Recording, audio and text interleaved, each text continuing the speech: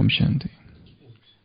Traffic control का छठवां गीत जो शाम को बजता है 5:30 बजे। योगी बनो, ज्ञानी बनो, योगी बनो, ज्ञानी बनो। योगी जीवन है प्यारा। काम, क्रोध, मद, लोभ, मोहवश आज है सब मोहताज। योग लगाकर पाप मिटा ले, स्वर्ग सजा ले तू आज। जन्म जन्म की प्यास बुझा ले, पावन बनकर आज। योगी बनो, ज्ञानी बनो। संगम युग में परम पिता शिव कहते हैं यह राज। कौन सा राज? तू है एक अविनाशी आत्मा, सुन लो मेरी आवाज। सुख शांति और पवित्रता से झोली भर लो आज। योगी बनो, ज्ञानी बनो। परम धाम से आए हैं शिव, ब्रह्मा तन आधार। मुक्ति और जीवन मुक्ति का जन्म सिद्ध अधिकार। चलना है घर वापस अब तो, यही ज्ञान का सार। योगी बनो, ज्ञानी बनो। तो एक है योगी और एक है ज्ञानी। एक तरफ है ज्ञान, एक तरफ है योग, और ये है अवस्था। ज्ञान से भी उसी अवस्था में पहुंचा जा सकता है, तो योग से भी उसी अवस्था में पहुंचा जा सकता है।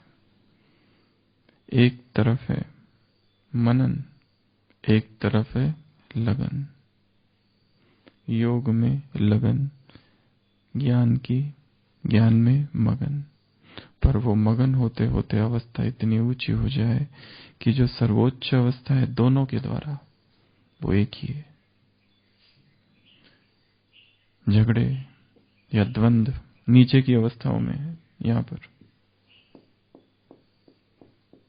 कभी ज्ञान की तरफ ज्यादा ध्यान, तो कभी योग की तरफ ज्यादा ध्यान। हमारे लिए दो अलग अलग है। ये ज्ञान है, ये योग है। पर सर्वोच्च अवस्था में ज्ञान और योग एक ही है। जो योग है वो ज्ञान है, जो ज्ञान है वो योग है। जो योगी है वो ज्ञानी है, जो ज्ञानी है वही योगी है। क्या बिना योगी के कोई ज्ञानी कहला सकता है? क्या बिना ज्ञान के कोई योगी बन सकता है? झगड़े कहां पर है? नीचे। नीचे की अवस्था में झगड़े। जैसे धर्मों की सर्वोच्च अवस्था है जो है बहुत ऊंची है, सभी धर्मों की। पर झगड़े कहां है? नीचे की अवस्था में। शंकर जी का और राम जी का एक बार झगड़ा हो गया जोरदार। तो शंकर जी का जब झगड़ा हुआ और राम जी का जब झगड़ा हुआ, तो राम जी के बंदर पीछे थोड़ी रहेंगे। हमारे बॉस के साथ झगड़ा हो रहा है, तो शिव के जो गण थे, गण होते हैं ना, उसके वो सारे लूले लंगड़े और उसके सारे वो साथी, सेना, उनका भूत प्रेत, उनका भी झगड़ा हो गया बंदरों के साथ। तो नीचे भी झगड़ा हो गया, क्योंकि ऊपर दो बॉस का झगड़ा हो गया, तो नीचे भी झगड़ा हो गया दोनों का जबरदस्त। फिर कुछ समय के बाद राम जी की और शिव जी की दोस्ती हो गई फिर से। पर बंदर और वो गण और वो भूत प्रेत झगड़ना चालू ही था। ऊपर तो दोस्ती हो गई, पर नीचे झगड़ा फिर भी चालू था। सारे झगड़े नीचे के तल पर है। ऊपर के तल पर सर्वोच्च अवस्था में कोई झगड़ा नहीं है। और सर्वोच्च अवस्था सब जगह एक ही है, चाहे व्यक्ति भाषा जानता हो ना जानता हो। आज का है, भाषा में कितने झगड़े हैं, भाषा के कारण कितने झगड़े हैं संसार में। सर्वोच्च अवस्था का भाषा से कोई लेना देना नहीं, सर्वोच्च अवस्था का सिद्धांतों से कोई लेना देना नहीं, सर्वोच्च अवस्था का स्थान से कोई लेना देना नहीं, सर्वोच्च अवस्था का किसी वस्त्र से, किसी बैच से, किसी समर्पण समारोह से, किसी घर से, किसी जाति से, कोई लेना देना नहीं है। कहीं पर भी रहकर कोई भी अवस्था में व्यक्ति सर्वोच्च पद तक पहुंच सकता है। तो योगी बनो, ज्ञानी बनो। योगी जीवन है प्यारा और भोगी जीवन है। योगी जीवन प्यारा है तो भोगी जीवन कैसा है फिर? बहुत ही दुखी है। भोगी जीवन अत्यंत दुखी है, परंतु व्यक्ति जान नहीं पाता।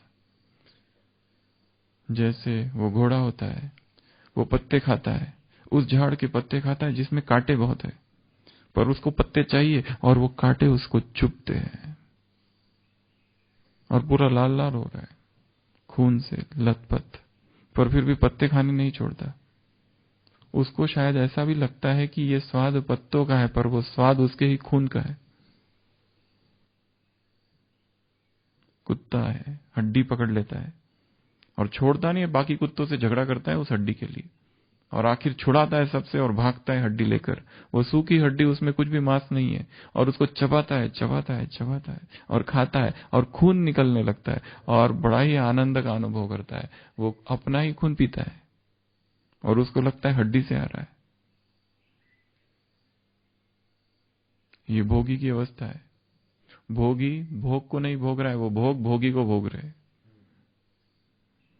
और उसे खुशी होती है। बहुत समय पहले यूरोप में एक राजा था, नीरो। उसे केवल एक ही शौक था, खाना। खाऊं खाऊं बस, स्वाद, सारा जीवन अर्थात स्वाद। उसने ऐसे 4-5 चिकित्सक रखे थे अपने पास। बहुत खाता था, बहुत खाता था, बहुत खाता था, चाव से खाता था, फिर चिकित्सकों के द्वारा उल्टी करवाता था। एक बार उल्टी हो गई, फिर खाना चालू, फिर खाओ, फिर खाओ, फिर खाओ, फिर एमिसिस, फिर वॉमिटिंग करवाता था और फिर खाता था। ऐसा दिन भर खाते रहता था, क्योंकि उसको स्वाद ही जीवन का सर्वोच्च सब कुछ था। और एक दिन ऐसे दुखी होकर मर गया। भोगी जीवन दुखदायी जीवन है, चक्र है। संडे की मुरली, सर्व दुखमयी चक्र से मुक्त होता है स्वराज्य अधिकारी। तन मन धन जन संबंध संपर्क, इन 4-5-6 चक्रों से मुक्त। तो योगी बनो और क्या बनो? ज्ञानी बनो। काम क्रोध मद लोभ मोह वश आज सब मोहताज है। सब कुछ, सारे संसार की आत्मा इसके अधीन है। इसके लिए उनका दोष भी नहीं। उनका क्या दोष कहेंगे? बेचारे अधीन है, दुखी है, मोहताज है। उनके न जानने की भी ड्रामा में नूंद है। आज की मुरली में एक वाक्य आया है, उनके न जानने की भी ड्रामा में नूंद है।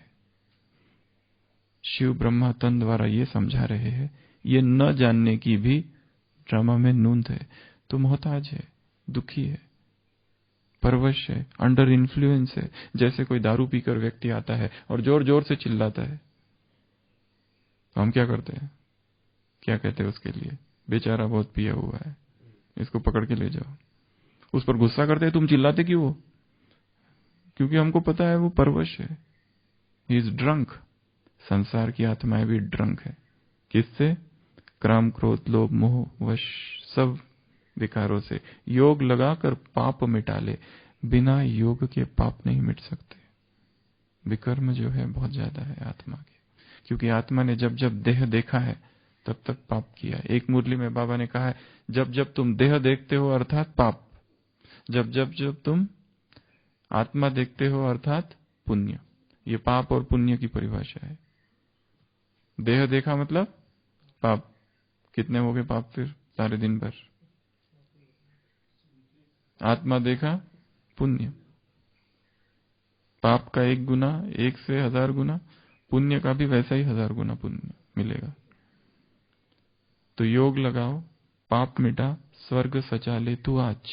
तुमको फकूर रहना चाहिए। आज सुबह की साकार मुरली कौन सी था फकूर? निखिलेश भाई, कितनी, कौन सी? तुम्हें खुशियों में खग्गियां मारनी है, तुम्हें खुश रहना है, तुम्हें उदास नहीं होना है, तुम्हें दूसरों को हंसाना है। तुम्हें फखूर रहना चाहिए कि हम नई राजधानी स्थापन कर रहे हैं। स्वर्ग सजा ले तू आज, स्वयं भगवान तकदीर बना रहे हैं।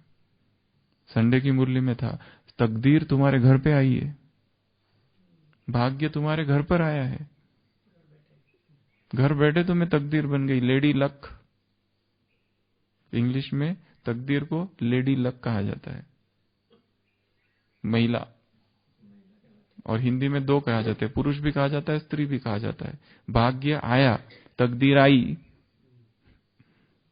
हम तो घर पे बैठे थे, आराम से पढ़ रहे थे, उसने आके ठक ठक, कौन? तकदीर, मे आई कम इन?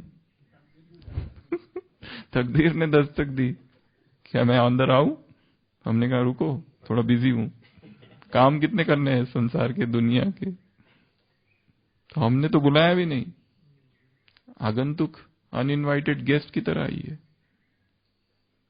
कई आत्माएं तो ऐसी है जिनका जन्म ही ब्राह्मण परिवार में हुआ, घर में। उन्होंने ना तो भक्ति की इस जन्म में, ना तो कुछ किया, घर बैठे सब कुछ मिल गया बचपन से ही। माँ बाप भी पहले से ज्ञान में थे, तो उन्होंने तो कुछ किया ही नहीं, तकदीर घर पे आ गई। तो योग लगाकर पाप मिटा ले। पाप को मिटाना है कैसे? योग लगाकर स्वर्ग सजा ले तू आज। हम स्वर्ग का निर्माण कर रहे हैं। यह नशा तुमको होना चाहिए, फकूर तुमको होना चाहिए। जन्म जन्म की प्यास बुझा ले पावन बनकर आज। जन्म जन्म की प्यास है आत्मा की। कौन सी प्यास है? पवित्रता की। आज बाबा ने पवित्र प्रतिज्ञा भी कराई है, हम पवित्रता का वर्षा लेकर रहेंगे। साकार मुरली में प्रतिज्ञा है एक, बाप से प्रतिज्ञा करो कि बाबा हम आपसे पवित्रता का वर्षा लेकर रहेंगे, क्योंकि बिना पवित्रता के आत्मा की प्यास बुझ नहीं सकती। विकारों ने आत्माओं को बहुत तड़पाया, फटकाया है और ही थक गई है। संगम युग में परम पिता शिव कहते हैं यह राज। कौन सा राज? कितना इसमें गुप्त राज है। आज की मुरली में एक जगह आया है, भारत को विदेशियों ने आके लूटा और अभी वो सहयोग कर रहे। कितना इसमें गुप्त राज है, इसमें राज है। आज की मुरली में तू है एक अविनाशी आत्मा, सुन लो मेरी आवाज, मेरी आवाज सुनो, मैं क्या कह रहा हूं सुनो, मुझे सुनो। सुख शांति और पवित्रता से झोली भर लो आज। झोली रिक्त हो गई है, उसको भरना है। योगी बनो, ज्ञानी बनो। परम धाम से आए हैं शिव, ब्रह्मा तन आधार। किसके तन को आधार बनाया? ब्रह्मा के तन को आधार बनाया। ब्रह्मा भगीरथ बना। गंगाएं दो थी, एक गंगा स्वर्ग में थी, एक गंगा धरती पर धरती पर लाने के लिए निमित्त भगीरथ बना। स्वर्ग की गंगा को भगीरथ ने क्या किया? नीचे लाया। मुक्ति और जीवन मुक्ति का जन्म सिद्ध अधिकार। चलना है घर वापस अब तो, यही ज्ञान का सार। तो यहां पर एक बहुत इंपॉर्टेंट चीज है जिसकी हम चर्चा करेंगे, वो है योगी की निशानियां। ये किसको कहेंगे योगी और किसको कहेंगे ज्ञानी? इसका उत्तर तो बहुत सारे दिए जा सकते हैं, और हर एक ब्राह्मण आत्मा को लिखने को बोलो तो 100 बातें लिख देगा। ये योगी है, ये योगी है, ये ज्ञानी है। परंतु इसका उत्तर गीता में आया है 16वें अध्याय में, जहां पर शुरुआत में ही दैवी गुण वाले व्यक्तियों के 26 निशानियां बताई है, और वो सारी निशानियां योगी की निशानी है। तो गीता में श्री भगवान वाच अभयम, शुरुआत है, 26 गुण गिनाए हैं, 3 श्लोक है। इन 3 श्लोकों में 26 डिवाइन क्वालिटीज डिस्क्राइब की है, और ये डिवाइन क्वालिटीज एक योगी की क्वालिटीज है। और इसमें भी इतना रहस्य है कि सबसे पहले नंबर पर अभयम रखा है। अभयम अर्थात निर्भयता। योगी अर्थात निर्भय, क्योंकि उसने जान लिया है मैं शरीर नहीं, मैं आत्मा हूं। और सबसे ज्यादा भय किससे रहता है व्यक्ति को? मृत्यु का भय। मैं मरना नहीं चाहिए, कुछ भी करो पर मुझे बचाओ, मुझे बचा लो। सबसे ज्यादा भय है मृत्यु का। शरीर से आत्मा अलग ही नहीं होनी चाहती, इतना उसमें मोह है, इतना पकड़ के रखा है, चिपकी हुई है। रामकृष्ण परमहंस से किसी ने पूछा था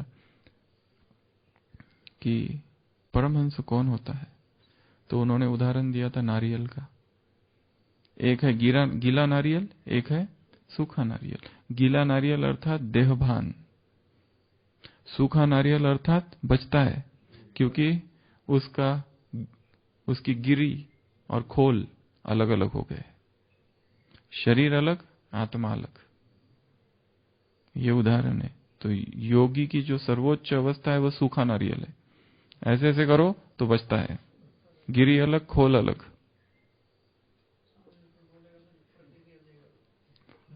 उसको ये स्पष्ट अनुभव होता है कि मैं अलग हूं, ये शरीर अलग है, मैं वो नहीं हूं। क्योंकि जब हमको दर्द होता है, जैसे मुझे हाथ में दर्द हो रहा है, तो मैं क्या ऐसे कहता हूं मैं आत्मा और मेरे हाथ में दर्द हो रहा है? मैं कहता हूं मेरे हाथ में दर्द हो रहा, और उससे भी आगे मुझे दर्द हो रहा, मैं ही दर्द हूं, ये बन जाता है।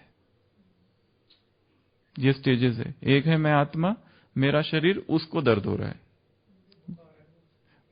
मैं आत्मा, मेरा शरीर, उस शरीर को बुखार है। दूसरा, मुझे बुखार है। और तीसरा, मैं ही बुखार हूं, मैं ही दर्द हूं। इस अवस्था में आत्मा पहुंचती है। वो गीला नारियल है। सूखा नारियल अर्थात हिलता, कि मैं अलग हूं, ये देखो इस शरीर का क्या हो रहा है पता नहीं, वो अलग है। इतना शरीर से डिटैचमेंट, कितनी बड़ी साधना चाहिए। हाँ, सब इसमें ठीक। परदादी कितना प्रिक कर रहे हैं, यहाँ प्रिक कर रहे हैं, उधर प्रिक कर रहे हैं, कुछ नहीं। मनोरिंद्र दादी यहाँ लाइन लगा रहे, वहां लाइन लगा रहे, कोई नहीं। पालू दादी, शांतामणि दादी, यहाँ लाइन, वहां लाइन, इधर इंजेक्शन, उधर इंजेक्शन, कुछ नहीं। कोई जैसे शरीर से कोई लेना देना ही नहीं है। हमारे नरेंद्र भाई जी थे जिन्होंने शरीर छोड़ा, सब्जी विभाग यहाँ पर उनका लाइन कभी कुछ नहीं मिलता था, सब ब्लॉक था, सब थ्रोम्बोसिस। कोई जैसे आराम से पड़े हुए है, कोई दर्द ही नहीं। इतनी मोटी नीडल इधर जा रही है, इधर जा रही है, इधर जा रही है, कोई दर्द नहीं। कितना दर्द। नीडल, वो नीडल, व्यक्ति तलवार का घाव सह सकता है आईवी लाइन का घाव थोड़ा कभी कभी मुश्किल हो जाता है। इंजेक्शन, शरीर से कितना डिटैचमेंट हुआ है आत्मा का। क्योंकि जब दर्द होता है तो दर्द शरीर को नहीं, मैं ही दर्द हूं, ऐसा अनुभव होता है। दर्द का स्वयं अवतार मैं बन जाता हूं, मैं दर्दावतार हूं, स्वयं मैं ही दर्द हूं, ऐसा अनुभव होता है। तो ज्ञानी योगी की पहली निशानी है अभयम। अभय अर्थात निर्भय। क्यों निर्भय है? क्योंकि आत्मा की अमरता को उसने जाना है। अभयम सत्व संशुद्धि। दूसरा है आत्मशुद्धि, प्यूरिफिकेशन, पवित्रता, प्यूरिटी आ गई है, प्यूरिफिकेशन हुआ है, आत्मा का परिशोधन हुआ है, परिष्कार हुआ है, सारी त्रुटियां उसमें बाहर निकल गई है, परिष्कृत हुई है आत्मा, प्यूरिफाइड सोल। आत्मशुद्धि। सारी आध्यात्मिक साधनाएं जितनी भी है, सारा पुरुषार्थ, साधना, उपासनाएं का एक ही लक्ष्य है, सेल्फ प्यूरिफिकेशन, आत्मशुद्धि।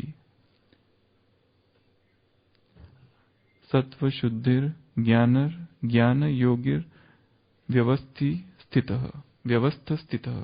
आध्यात्मिक ज्ञान का अनुशीलन, ये तीसरा गुण है। ज्ञान योग की स्थिति में स्थित रहना, ये योगी की तीसरी निशानी है, गीता में जो वर्णित है वो। तो अभयम, पहला निर्भयता, दूसरा आत्मशुद्धि, तीसरा आध्यात्मिक ज्ञान का अनुशीलन अर्थात पालन करना, अर्थात ज्ञान योग में स्थित हो जाना। ये तीसरी निशानी। चौथी निशानी दानम, अर्थात दान करने वाला, देने वाला। ज्ञान दो तो क्या होगा? ज्ञान बढ़ेगा। आज की मुरली तुम्हारे मित्र, संबंधी, पड़ोसी सबको सुनाओ। जो बड़ी पोजीशन पर है उसको सुनाओ, जो सोशल वर्कर है उसको सुनाओ। फोटो रख दो, चित्र रख दो शिव बाबा का, उनको समझाओ। क्या समझाओ? बोर्ड पर क्या लिख दो आशीष भाई? इतना आसान नहीं है, बड़ा लाइन, लंबी लाइन है। बेहद का बाप, स्वर्ग का जन्म सिद्ध अधिकार, स्वर्ग की जन्म सिद्ध अधिकार, बादशाही कैसे प्राप्त कर रहे हैं ये समझा रहे। अपने बोर्ड पर ये लिख दो तो समझाओ। दान दो ज्ञान का, ज्ञान का दान से ज्ञान स्वतः ही स्पष्ट होगा और बढ़ेगा। तो सबको समझाओ, मित्र को, संबंधियों को, पड़ोसियों को, सोशल वर्कर को, हाई पोजीशन वालों को। इन सबको बाबा ने याद किया आज। सबको जाकर समझाओ। तो दान, दमश्च। पांचवा है आत्मसंयम, दम। दम अर्थात दमन, उसको संस्कृत में दम कहते हैं, हिंदी में आत्मसंयम, सेल्फ कंट्रोल्ड। योगी अर्थात जो जितेंद्रिय है, जिसने अपने आप को वश में कर रखा है। उसकी इंद्रिया, उसके सारे इंद्रिय उसके वश में। ऐसे नहीं आंख वही देखेंगी, रूप रस गंध स्पर्श शब्द उसके वश में है। जीभ हमारे वश में है। ऐसा नहीं कि ये आज तो बहुत ही बढ़िया बना है, कुछ थोड़ा ज्यादा ले लूं, और कल के लिए भी थोड़ा सा अगर मिल जाए तो फ्रिज में रख देंगे जमा। पता नहीं बाद में मिलेगा कि महीने में एक बार बनता है। जितना खाना है खा लो।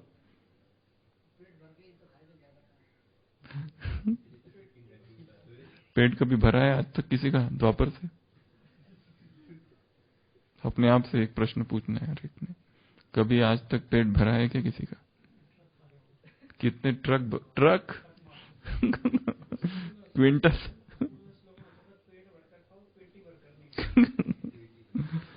तो चौथा है दान करना, पांचवा है आत्मसंयम, छठवा है यज्ञश्च, यज्ञ करना। और सबसे बड़ा यज्ञ इस संसार में कौन सा है? ज्ञान यज्ञ, अविनाशी ज्ञान रुद्र यज्ञ।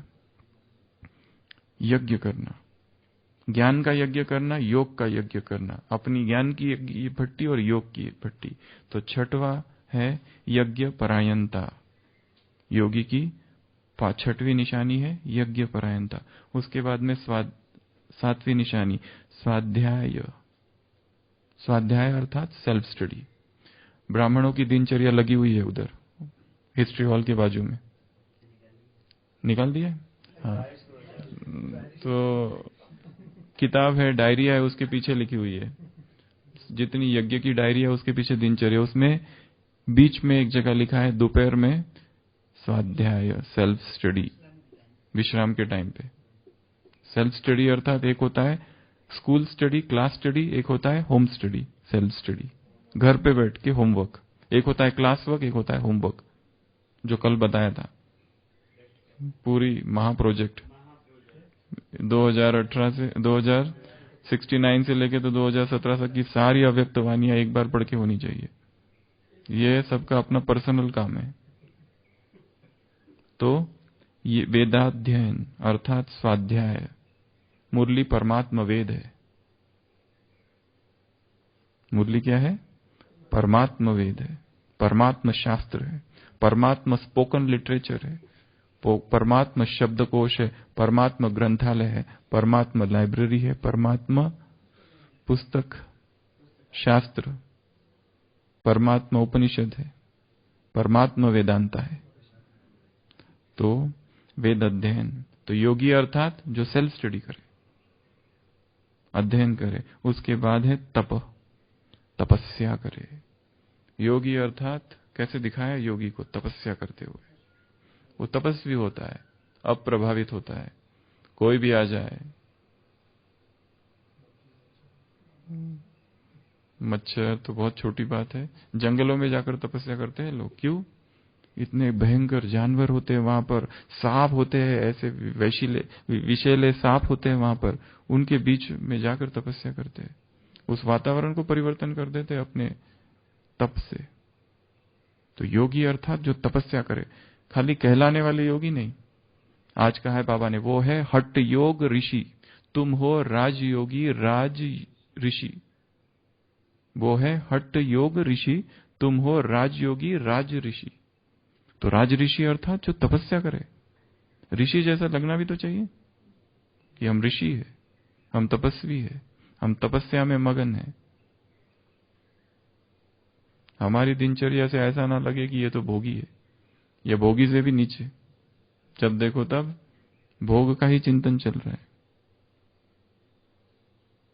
अगला है आर्जवम। आर्जवम अर्थात सरलता।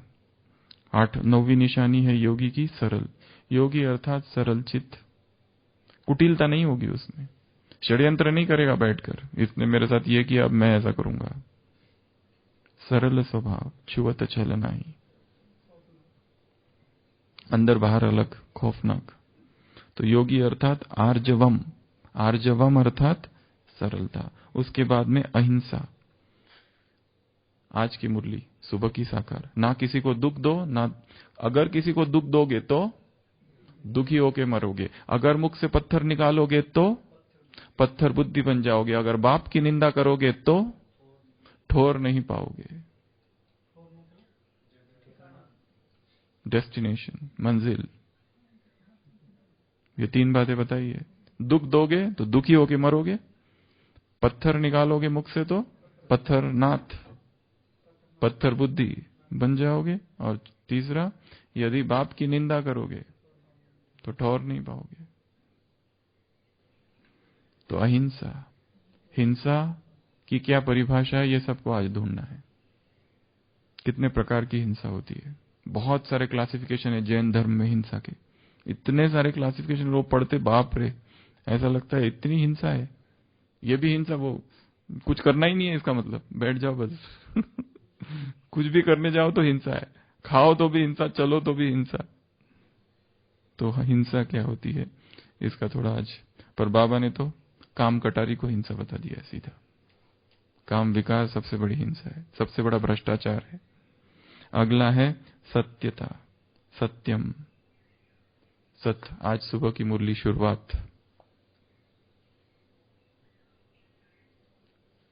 दुनिया ये नहीं जानती कि बाप सदगुरु ट्रुथ है, कहते हैं पर जानती नहीं है कि वही ट्रुथ है, सदगुरु ट्रुथ है। सत्यता, सत्यता पर अडिग रहना, क्योंकि सत्य का मार्ग बहुत आसान भी है और कठिन भी है। आसान इसलिए कि उसमें ज्यादा लोग भी नहीं है और ज्यादा कुछ दिमाग में सोचना नहीं पड़ता है, ये हुआ बस।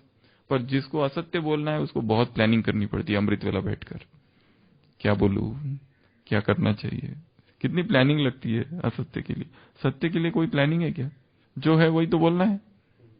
कोर्ट में गवाही, जिसको झूठी गवाही देनी है, हाँ उसके लिए मुश्किल है, जिसको सच्ची गवाही देनी है उसके लिए तो कोई मुश्किल नहीं है, क्योंकि जो देखा वही बताएगा वो। तो सत्यता। उसके बाद में है क्रोध विहीनता, क्रोध से मुक्ति। कलह क्लेश है, आज की मुरली में कहा है, घड़े सूख जाते हैं।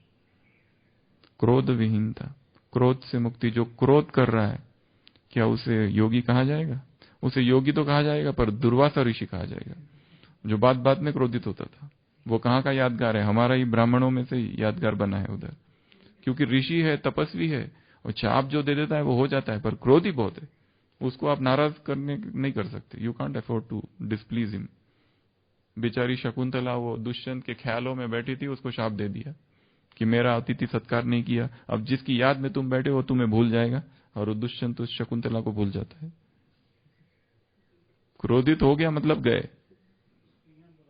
यहां पर भी शाप दे देते हैं ब्राह्मण, और ब्राह्मणों के शाप सत्य होते हैं। अगर हम भी किसी को शाप दे दे, सत्य हो जाता है, और वो पाप बहुत ज्यादा है हमारे सिर पर, और शाप देने में हमारी बहुत सारी शक्तियां नष्ट हो जाती है, क्योंकि हम कोई साधारण नहीं है।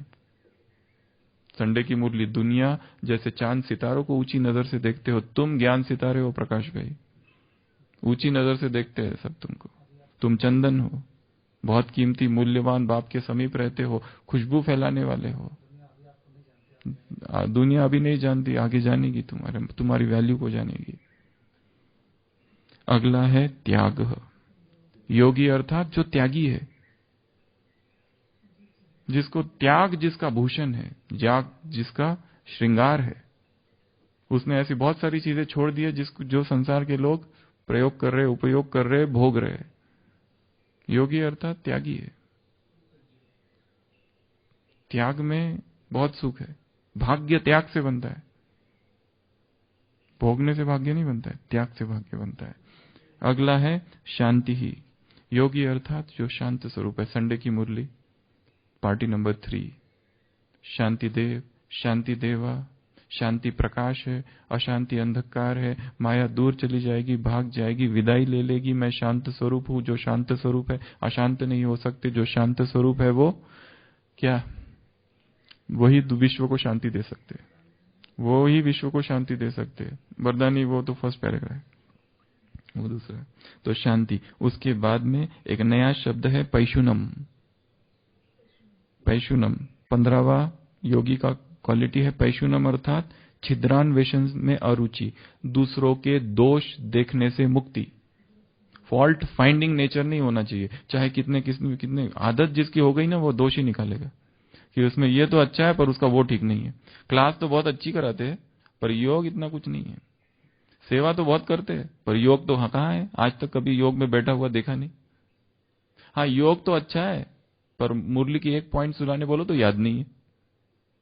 ज्ञान योग तो अच्छा करते पर सेवा में तो जीरो है। सेवा तो दिन रात करते रहते पर ज्ञान तो बिल्कुल जीरो। हर तरह से दोष देखेंगे। अगर कोई ज्ञानी है तो योग में दोष निकालेंगे, योगी है तो ज्ञान में दोष निकालेंगे। सेवा ज्यादा करता है तो उसकी ज्ञान योग में दोष निकालेंगे। और कोई धारणा युक्त है, सारी धारणा है उसमें, कहेंगे सेवा तो कुछ करता नहीं, धारणा होके क्या फायदा। और जो सेवा जिसमें ज्ञान योग बहुत है और ज्ञान बहुत है, ज्ञान तो बहुत है पर धारणा कहाँ है। ज्ञान से क्या होता है? भाषण तो कोई भी दे सकता है। हमको भी बोलो, हम भी 1 घंटा भाषण झाड़ देंगे।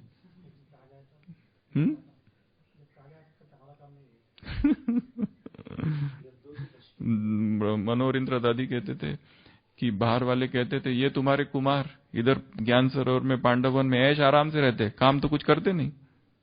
दादी कहती थी आओ फिर तुम भी और रहो और दिखाओ, करके दिखाओ, तुम भी करके दिखाओ। प्यूरिटी चाहिए, ब्रह्मचर्य है ये, वो करके दिखाओ, फिर रहो ऐश आराम से।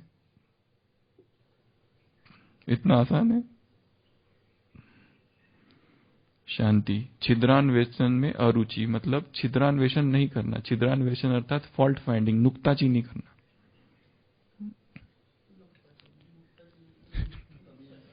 फॉल्ट फाइंडिंग, दूसरों के दोष ही निकालते बैठना, किसमें क्या दोष है। जिसकी सब तारीफ कर रहे हैं उसके दोष निकालने में तो बहुत ही आनंद आता है, क्योंकि फिर हम एक माध्यम बनते हैं कि जैसे ये सारे अज्ञानी है इनको हम ज्ञान बताए कि अरे भाई तुम जिसको महात्मा, योगी और तपस्वी कह रहे हो ये तो भोगी है। हम सोचते हैं हमें बाबा ने निमित्त बनाया है इनका अज्ञान दूर करने के लिए, जो ये समझ रहे हैं कि ये महान है। कितना बड़ा काम है। 16वां पॉइंट है दया।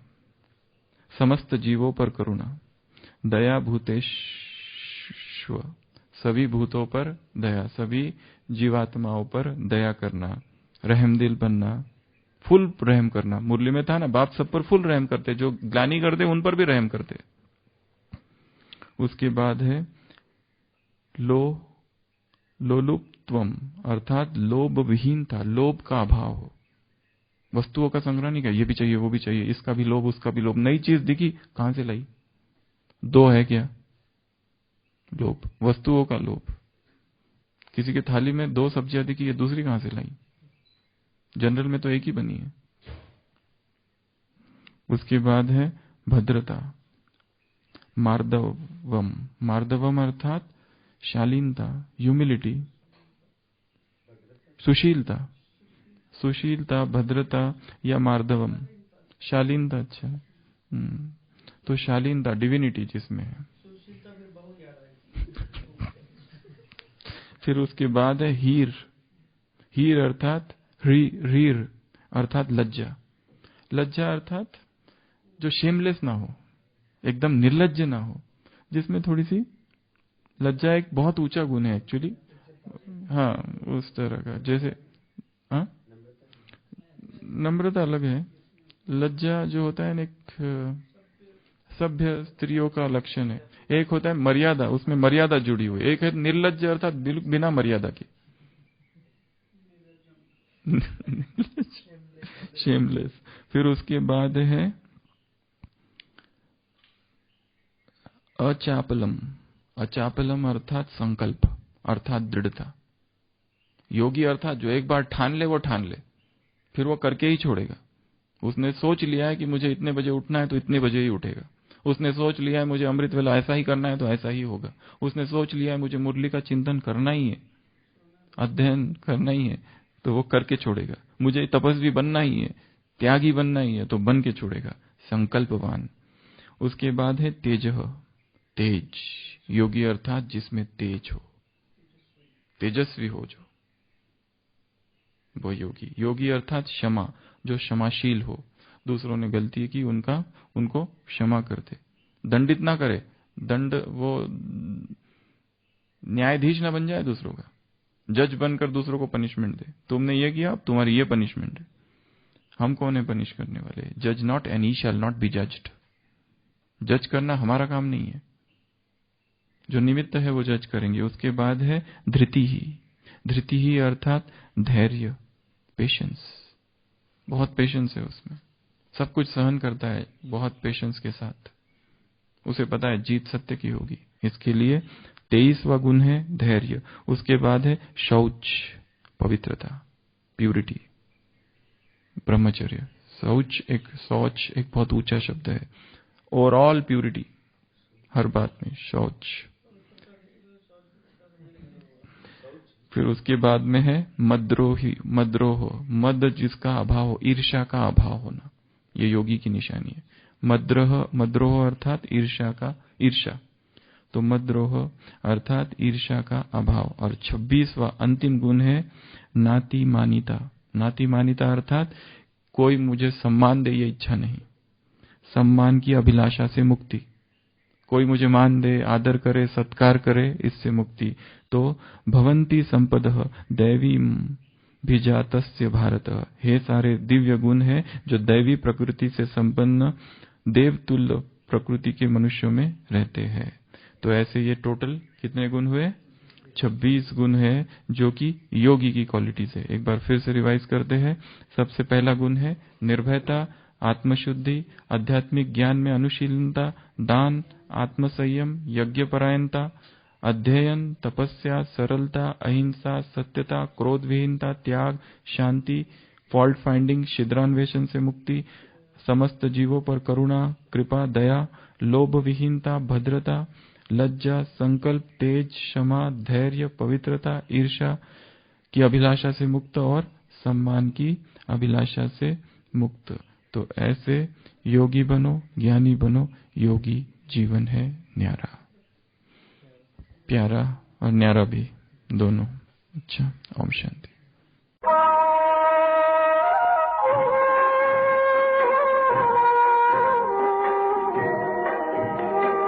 योगी बनो, ज्ञानी बनो, योगी जीवन है प्यारा। योगी बनो, ज्ञानी बनो, योगी जीवन है प्यारा। काम क्रोध मद लोभ मोह वश आज है सब मोहताज। योग लगा कर पाप मिटा ले, स्वर्ग सजा ले तू आज। काम क्रोध मद लोभ मोह वश आज है सब मोहताज। योग लगा कर पाप मिटा ले, स्वर्ग सजा ले तू आज। जन्म जन्म की प्यास बुझा ले, पावन बन कर आज। योगी बनो, ज्ञानी बनो, योगी जीवन है प्यारा।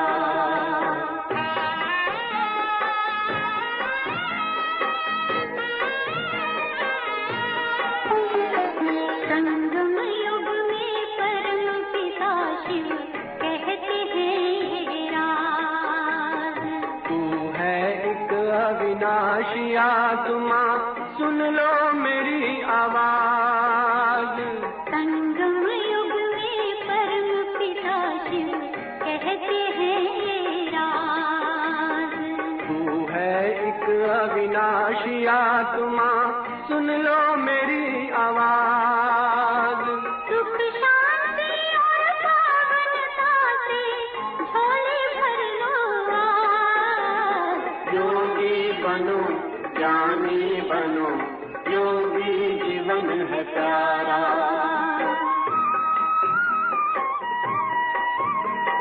परम धाम से आए हैं शिव ब्रह्मा तन आधार। मुक्ति और जीवन मुक्ति का जन्म सिद्ध अधिकार। परम धाम से आए हैं शिव ब्रह्मा तन आधार। मुक्ति और जीवन मुक्ति का जन्म सिद्ध अधिकार। चलना है